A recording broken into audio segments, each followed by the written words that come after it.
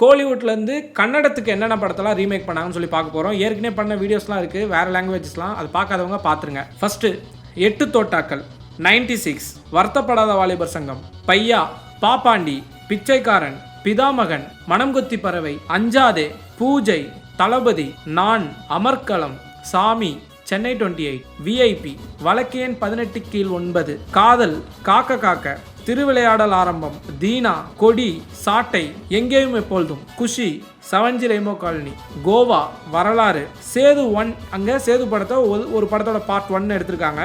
அந்த படத்தோட பார்ட் 2 தான் வந்து நம்ம ஊர் படத்தோட ராம்.